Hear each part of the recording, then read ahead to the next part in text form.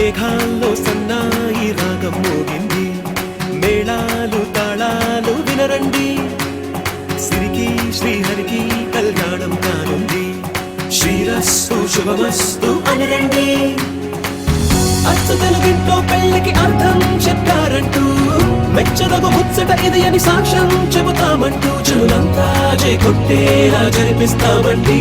అందాల కుందనపు బొమ్మవని జత చేరుకున్న చంద్రుని, వందేళ్ల బంధమై అల్లుకుని చెయ్యందుకోవటే